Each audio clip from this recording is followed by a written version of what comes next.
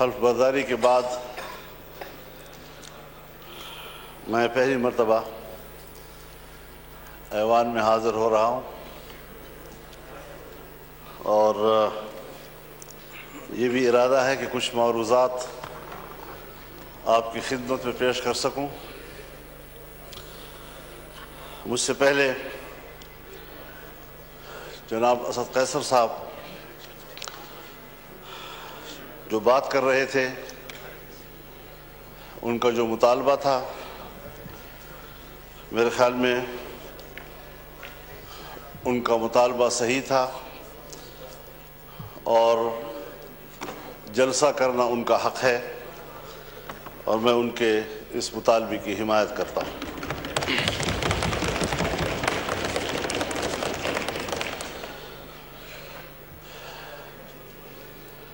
لیکن جناب اسپیکر، مسئلہ یہاں تک محدود نہیں ہے کہ ہم جلسہ کر سکتے ہیں یا نہیں کر سکتے۔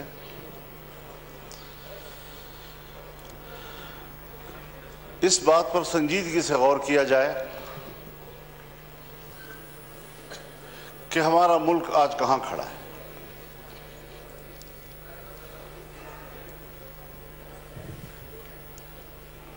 ہم نے یہ ملک جس جمہوری انداز کے ساتھ برصغیر کے مسلمانوں کی تائید سے حاصل کیا، ان کی قربانیوں سے حاصل کیا، اس ملک کے قائم ہونے میں نہ بیوروکریسی کا کوئی کردار ہے اور نہ ہی اسٹیبلشمنٹ کا کوئی کردار۔ لیکن اس بات کو سوچا جائے کہ آج عوام کہاں کھڑے ہیں اور اسٹیبلشمنٹ کہاں کھڑی ہے۔ کیا وجہ ہے کہ مسلسل ایوان پر سوال اٹھایا جا رہا ہے، ہماری عوامی نمائندگی پر سوال اٹھائے جا رہے ہیں؟ کیا یہ عوام کے نمائندہ پارلیمنٹ ہے یا یہ اسٹیبلشمنٹ کا ترتیب دیا ہوا پارلیمنٹ ہے؟ اس سے کب نکلنا ہے ہم نے، یا مزید دھستے چلے جانا ہے؟ یہ ملک جس میں حکومت محلاتی سازشوں کی بنیاد پر بنتی تھی اور ٹوٹتی تھی، بیوروکریٹس فیصلہ کرتے تھے آج وزیر اعظم کون ہے تو کل وزیر اعظم کون ہے۔ ایک زمانے میں ملک کے ایک صدر مملکت نے اپنے دور حکومت میں 5 وزیر اعظم تبدیل کیے۔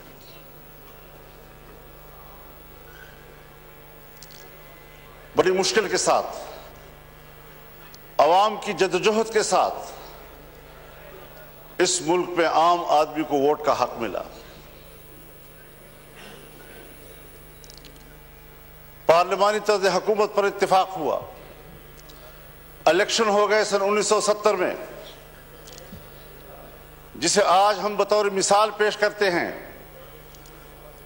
لیکن انتخابات کو بطور مثال پیش کرنے کے بعد کیا اس کے نتائج پر بھی ہماری نظر ہے؟ جس کے نتیجے میں ملک 2 لخت ہو گیا، ہم پارا پارا ہو گئے۔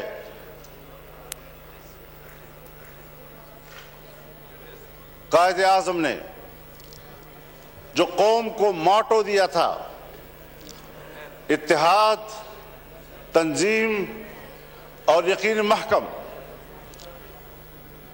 وہ کہاں رہا؟ قائد اعظم کا پاکستان کہاں ہے آج؟ شاید تاریخ اس کے حقائق سے پردہ اٹھائے گا۔ تاریخ معاف نہیں کرتی کسی کو۔ تھوپا گیا سیاستدانوں پر، اور کردار جنرل آغا یحییٰ خان تھا۔ حکومت کو چلنے ہی نہیں دیا گیا۔ پھر ماشاءاللہ پھر ہم کچھ سنبھلے تو پھر ماشاءاللہ سوچنا یہ ہے کہ اسٹیبلشمنٹ ہمیں جو نتائج مرتب کر کے دے، جن کو یہاں پر بیٹھنے کے لیے فہرست میں نام شامل کرے، اس پر کب تک آپ سمجھوتے کرتے رہیں گے؟ کب تک ہم یہ سوچتے رہیں گے، بھیک مانگتے رہیں گے ان کے دروازوں پر بیٹھ کر؟ اور جو الیکشن ہوئے ہیں، ہمیں تو 2018 کے الیکشن پر بھی اعتراض تھا، آپ کو بھی اعتراض تھا، پیپلز پارٹی کو بھی اعتراض تھا، مسلم لیگ نون کو بھی اعتراض تھا، میرے بزرگ بیٹھے ہیں ان کو بھی اعتراض تھا۔ اس وقت بھی تو مینڈیٹ تقریباً وہی ہے، کچھ تھوڑا آگے پیچھے۔ اسی مینڈیٹ کے ساتھ اس وقت دھاندلی کیوں تھی اور اسی مینڈیٹ کے ساتھ آج دھاندلی کیوں نہیں ہے؟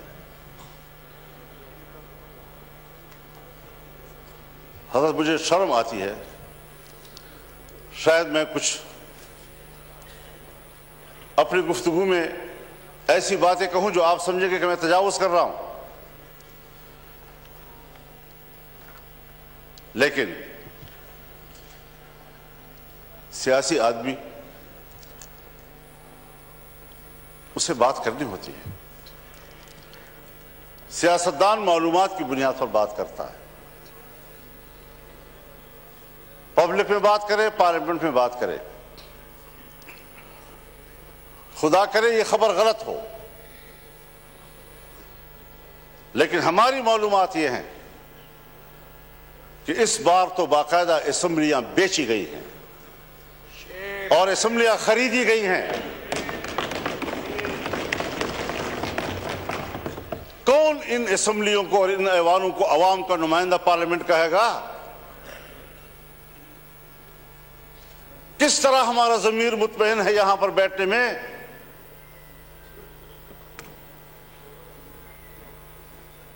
ہارنے والے بھی پریشان اور جیتنے والے بھی مطمئن نہیں۔ اس کیفیت میں حکومت میں بیٹھی ہوئی جماعتیں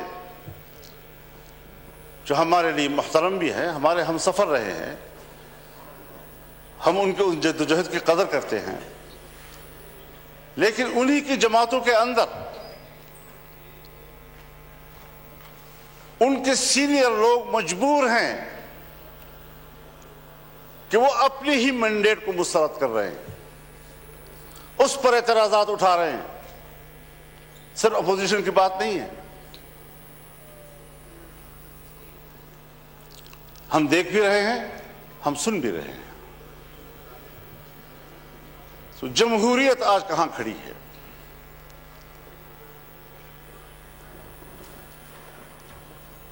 یہ صرف اس لیے ہم یہاں کمزور بیٹھے ہوئے ہیں کہ ہم نے ہر مرحلے پر کمپرومائز کیا ہے، ہم نے اپنے اصول پہ سمجھوتے کیے ہیں، ہم نے اپنی جمہوریت بیچی ہے، ہم نے اپنے ہاتھوں سے اپنے آقا بنائے ہیں، اور جب ہم ہی اپنے ہاتھوں سے اپنے لیے آقا بنائیں گے، یہی ہوتی ہے آخرت کی نشانی۔ جب رسول اللہ صلی اللہ علیہ وسلم سے حضرت جبریل نے پوچھا کہ آپ قیامت کی علامات کے بارے میں بتائیں، تو آپ نے پہلی بات کی ان تلد الامۃ ربتہا، کہ مائیں اپنے لیے مالکائیں جلیں گی، یعنی بیٹیاں مالک بن جائیں گی اور ماں کو نوکر اور گھر کے مزدور کی طرح دیکھیں گی۔ اس مثال سے آپ خود سمجھ لیں کہ جو آپ کے ماتحت ہونے چاہیے تھی، جو آپ کے حکم پر چلنے چاہیے تھے، وہ آج ہمارے آقا اور ان کے حکم پر ہم چل رہے ہیں. ہم یہاں پر ایک قانون پاس نہیں کر سکتے. جناب اسپیکر صاحب، آپ گواہ ہیں، آپ گواہ ہیں، آپ کی پوری جماعت گواہ ہے. ہم نے ایک اجلاس میں ایک قانون سازی پہ بات کی. اس کے لیے کمیٹی بنی وزیر قانون کے نگرانی میں. میاں شہباز شریف صاحب نگرانی کر رہے تھے اوپر سے. ہمارا اتفاق ہوا دینی مدارس ان کے وفاق حکومت کے درمیان اس مسودے پر اتفاق ہو گیا. اتفاق رائے کے باوجود اسمبلی میں نہیں آ رہا، اس لیے کہ اجازت نہیں. کرتے کرتے بالآخر اسمبلی میں آیا وہ، اور آیا تو خواندگی کے دوران روک دیا گیا اور پاس نہیں ہونے دیا. ہم پارلیمنٹ ہیں، ہم نے اس پہ اتفاق رائے کیا، اسمبلی تک میں لے آئے، پیش ہو گیا، پہلی خواندگی ہو گئی اور بالآخر اس کو ڈراپ کرنا پڑا. اتنا ضرور ہمیں پتہ چل گیا، اور میں نے شہباز شریف صاحب سے کہا کہ ہمیں اتنا پتہ چل گیا ہے کہ قصور آپ کا نہیں ہے، کون رکاوٹ ہے ہمیں معلوم ہو گیا. بس اتنا ہی چاہیے تھا. ہم قانون سازی کا بھی اختیار نہیں رکھتے، ہم اپنی مرضی سے قانون بھی نہیں بنا سکتے.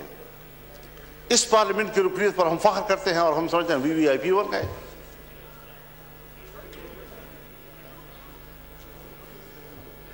آج ذرا موازنہ تو کیجیے جناب اسپیکر. ہندوستان اور ہم ایک ہی دن میں آزاد ہوئے.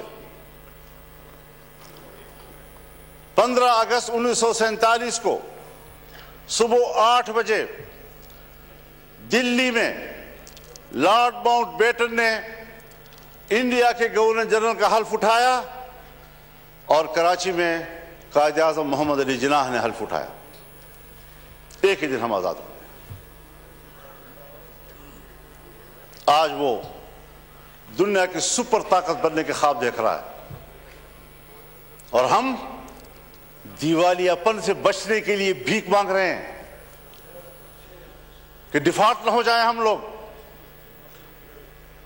یہ کس کے ہاتھوں، کون ذمہ دار ہے اس کا؟ گھومتے پھرتے پھر آئے گی بات سیاستدان ذمہ دار ہے، حکومت ناکام ہے.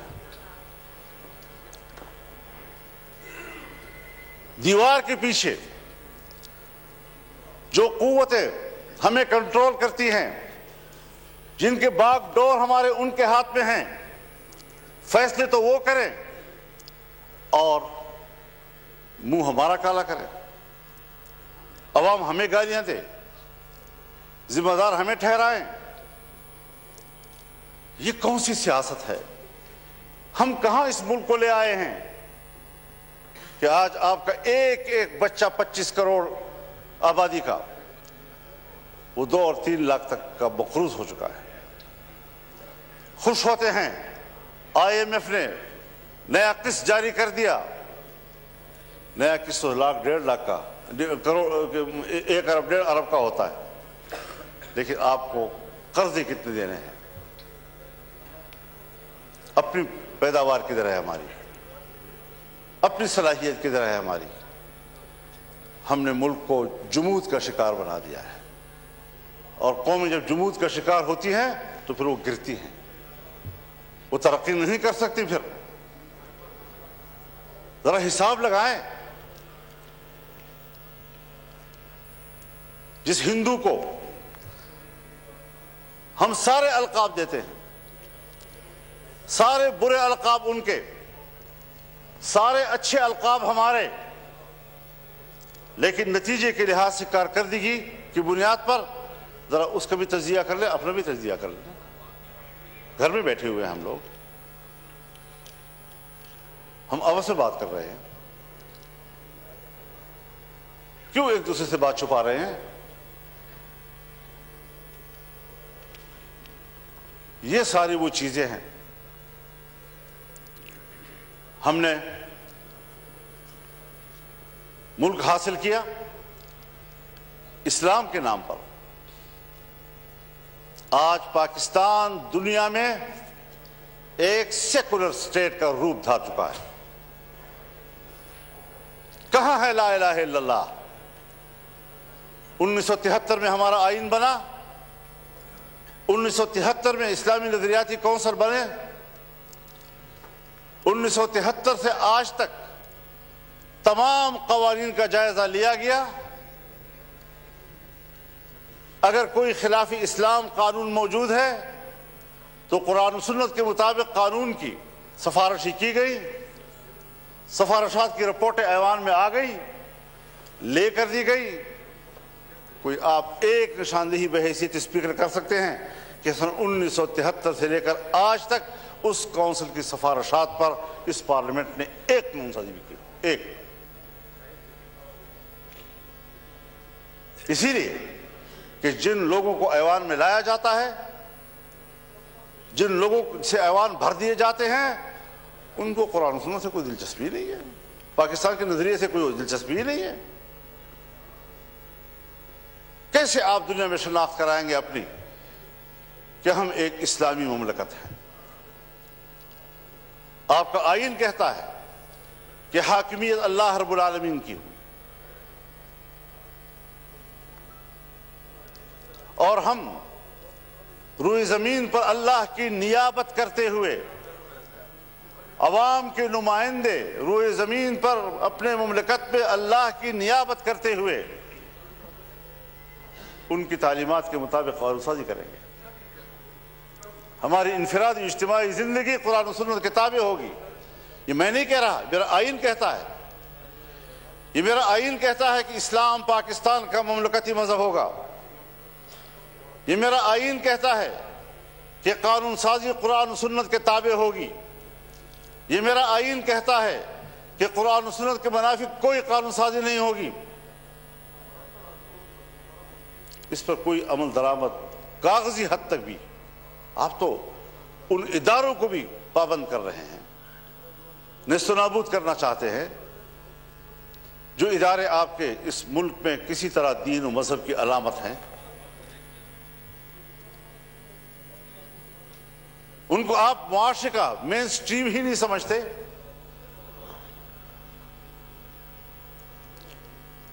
تو جس نظریے پر ملک قائم ہوا تھا 75 سال میں, اس کا بھی ذرا حساب لگا لیں آپ کہاں کھڑے ہیں. اور ممکن ہے بہت سے لوگ سمجھیں کہ مذہب نہیں ہے تو کوئی چیز نہیں ہے, کوئی مسئلہ ہی نہیں ہے. لیکن بہت سے لوگ ہیں جو جمہوریت کی بات تو کرتے ہیں, مذہب کی بات بھلا نہ کرے, جمہوریت کی بات تو کرتے ہیں. تو ہم سب مل کر سوچیں ذرا کہ جمہوریت کدھر ہے ہماری.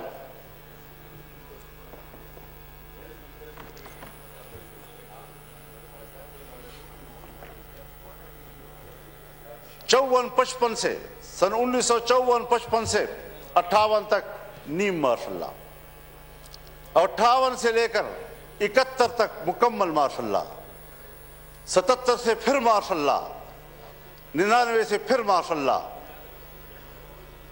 اور ہم کمپرومائز کرتے رہے.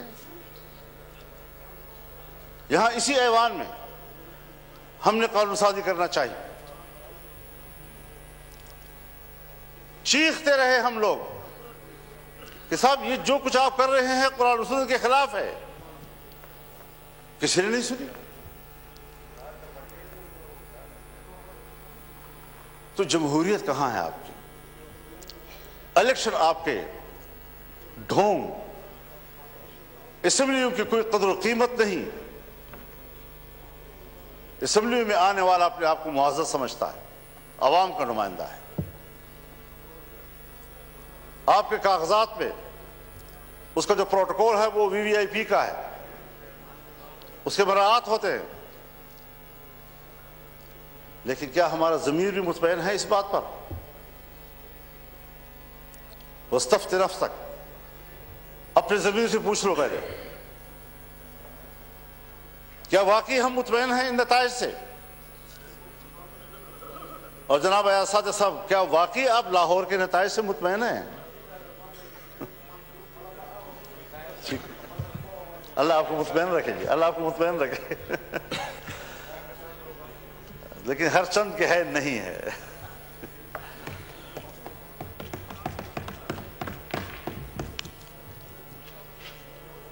معیشت کی کیا صورتحال رکھتی ہے؟ قرضوں پہ ہم زندگی گزار رہے ہیں، اپنے وسائل کے قریب تک نہیں جاتے، امن و امان نام کا کوئی چیز نہیں ہے۔ ملک کو کدھر لے جا رہے ہیں آپ لوگ؟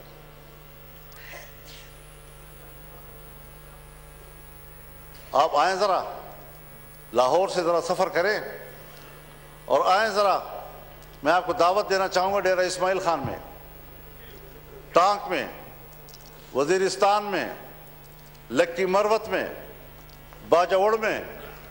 آپ وہاں آ کر ذرا دیکھ تو لیں کہ ہماری وہاں کیا حالت ہے۔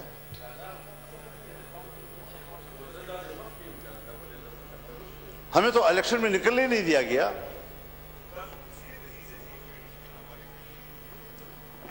ایک طرف طالبان کی طرف سے اعلان ہوتا تھا کہ ہم الیکشن میں کوئی کارروائی نہیں کریں گے، دوسری طرف ہمیں دھمکیاں ملتی تھی،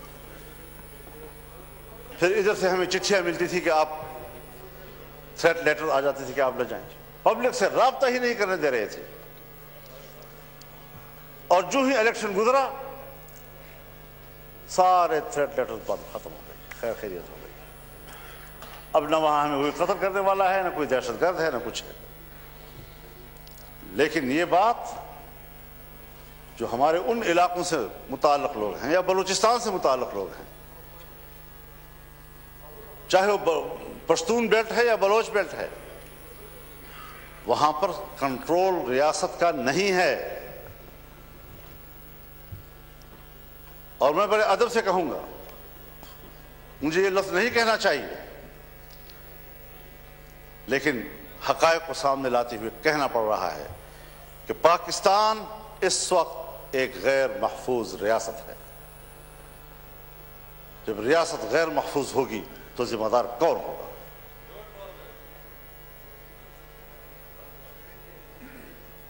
دہشت گردی کے خلاف لڑنے کی پالیسی بنائی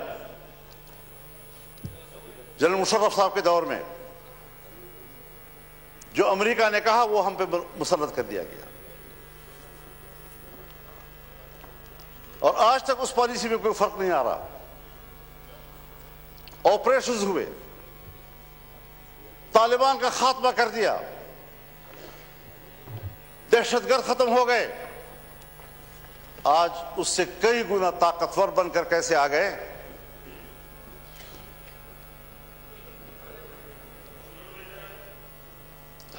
ذرا مجھے بھی دکھا دے بیٹا۔ بالکل ٹھیک ہے جی۔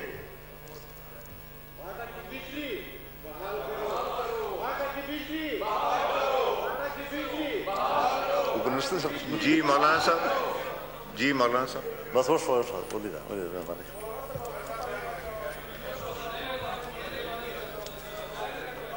تو جناب اسپیکر، آفریدی صاحب میسج آ گیا، آپ کو پوائنٹ آف آرڈر میں دوں گا، آپ تشریف رکھیں۔ میسج ہو گیا آفریدی صاحب، میسج ہو گیا، آپ کی جماعت نے نام نہیں لکھا تھا، میں نے آپ کا نام لکھا ہے، اور یہ امپورٹنٹ ایشو ہے، میں اس کو ٹیک اپ کروں گا۔ ابھی میں ایم کیو ایم کے دوست کو دوں گا، پھر آپ کو دوں گا۔ جی مولانا صاحب۔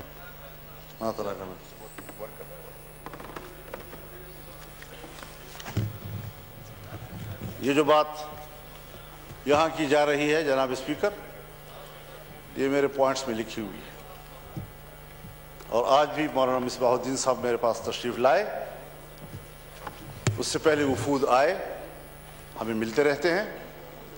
یقین جانیے ان کی زندگی جانوروں سے بھی بدتر گزر رہی ہے، نہ زندگی محفوظ ہے، نہ ان کو روزگار مل رہا ہے، بجلی بھی نہیں ہے، کیسے وہ زندگی گزار رہے ہیں آپ اندازہ نہیں لگا سکتے ان کا.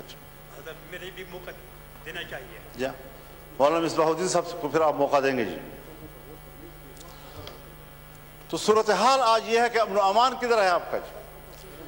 مغرب کے بعد آپ کے تھانے بند ہو جاتے ہیں، مغرب کے بعد پولیس چوکیاں بند ہو جاتی ہیں، آپ کی ساری پولیس محفوظ پناہگاہوں میں چلی جاتی ہے،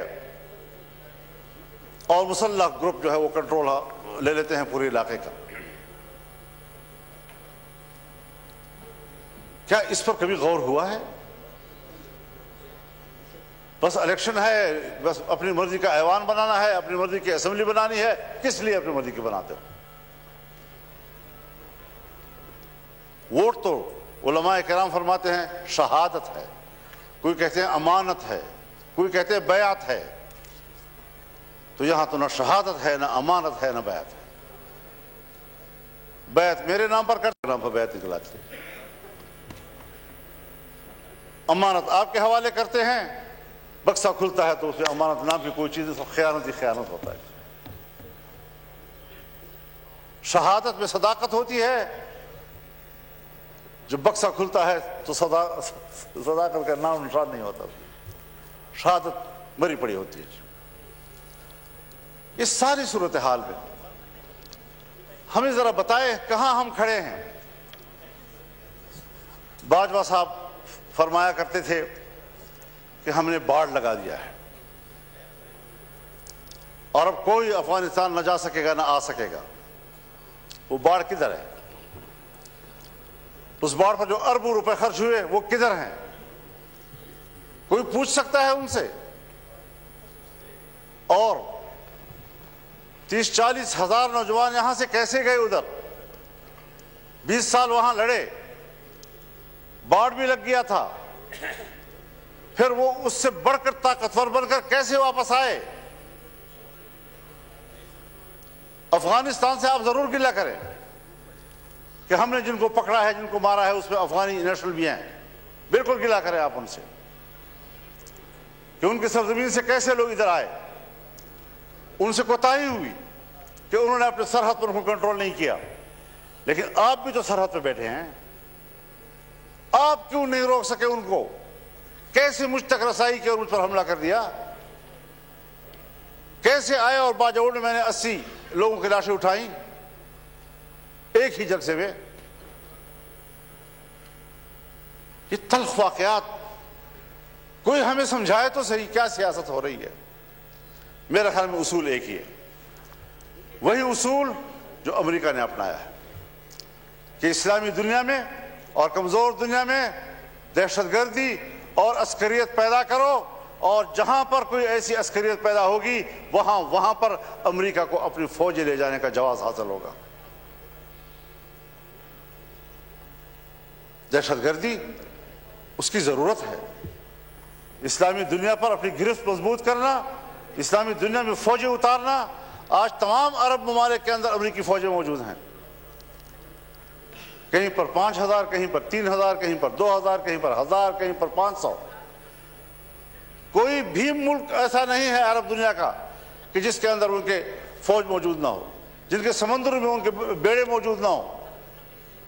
پوری اسلامی دنیا کو کنٹرول کر رہا ہے. کیا مطلب؟ میں تو امن کے لیے جا رہا ہوں، انسانی حقوق کے لیے جا رہا ہوں. کون سے انسانی حقوق؟ وہ انسانی حقوق جو گوانٹانامو میں ہمیں نظر آئے، جہاں تم نے مسلمانوں کو برہنہ کر کے بند کوٹریوں میں پھینکا، جن کے برف کے تودوں کے اوپر ان کو لٹا کر ان کے اوپر بیٹھ کر سگریٹ پیتے رہے. آج بھی بگرام اور شبرغان کے عقوبت خانے ان کے خون سے لت پت ہیں. گواہیاں دے رہے ہیں کہ یہاں کیا مظالم کیے انہوں نے. ان کے سامنے قرآن کریم کی تذلیل کی گئی. کوئی ہے جو اس پہلو پر بھی بات کر سکے؟ بس یہ دہشت گرد، یہ دہشت گرد، یہ دہشت گرد، اور اس کے مقابلے میں اس سے بڑھ کر دہشت گردی ہو رہی ہے اور کوئی ان کو روکنے والا نہیں ہے، نہ اس کو کوئی بات کرنے والا ہے۔ عراق میں کیا کیا گیا؟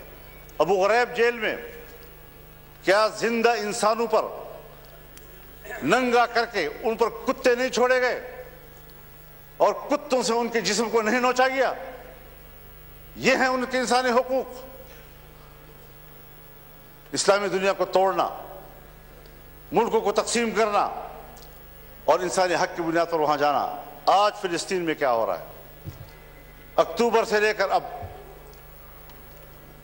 اپریل ختم ہو رہا ہے، 40,000 سے زیادہ غزہ اور خان یونس کے مسلمان شہید ہو چکے ہیں۔ یہ بچے ہیں، یہ خواتین ہیں، یہ بے گناہ شہری ہیں، یہ جنگجو نہیں ہیں۔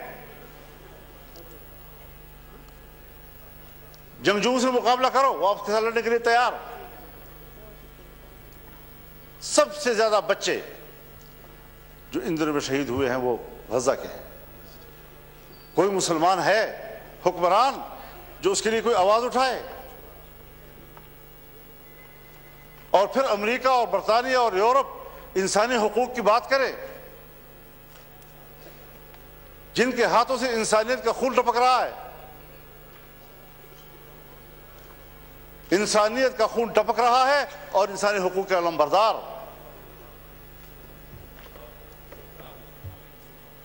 میں کس کے ہاتھ میں اپنا لہو تلاش کروں؟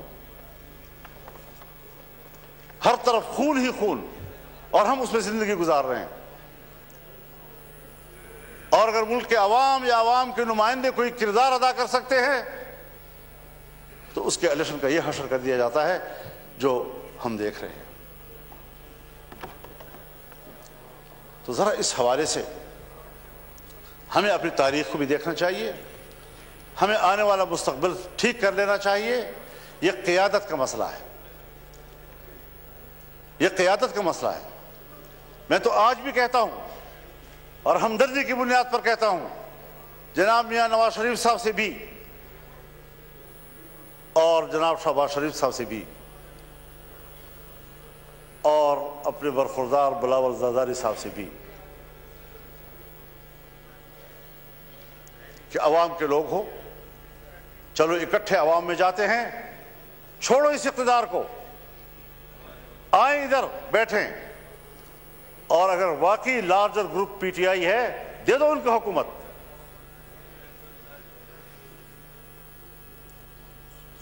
لیکن شاید میری بات ذرا احمقوں والی لگ رہی ہوگی آپ لوگوں، کہ کیا کہہ رہا ہے، کہاں سے بول رہا ہے۔ آج بھی وقت ہے سمجھنے کی، لیکن ہم سمجھنے کے لیے تیار نہیں ہیں، ہم نوکری کرنے کے لیے تیار ہیں۔ تو پھر ظاہر ہے کہ ہم نے بھی عزم کر رکھا ہے کہ اس غلامی کے خلاف جنگ لڑیں گے، میدان عمل میں آ کر جنگ لڑیں گے، پبلک میں جا کر لڑیں گے، آئین اور قانون کے دائرے میں لڑیں گے، اور ملک کو اس غلامی سے نجات دلائیں گے کہ یا تو ہمارے اوپر عالمی قوتیں حکومت کر رہی ہیں یا پھر ہماری اسٹیبلشمنٹ ہمارے اوپر حکومتیں کر رہی ہیں۔ یہ نظام ہمیں قبول نہیں ہے، اور ہماری پوزیشن اس حوالے سے بالکل واضح ہے۔ اس لیے ہمارا پیغام ہر سطح پر چلا جانا چاہیے۔ ہم نے جانا ہے انشاءاللہ 2 مئی کو کراچی میں ملین مارچ ہوگا انشاءاللہ العزیز، 9 مئی کو پشاور میں انشاءاللہ ملین مارچ ہوگا، اور اگر کسی نے روکنے کی کوشش کی تو وہ سوائے اس کے کہ اپنے لیے مصیبت کو دعوت دے گا اور کوئی نتیجہ اس کا نہیں نکلے گا۔ وہ عوام کی اس سیلاب کا راستہ نہیں روک سکیں گے، اور انشاءاللہ العزیز یہ جدوجہد جاری رہے گی، اور امید رکھنی چاہیے کہ اس میں آپ بھی ہمارے ساتھ ہوں۔ سبسکرائب کریں اور بیل دبائیں تاکہ کوئی خبر رہ نہ جائے۔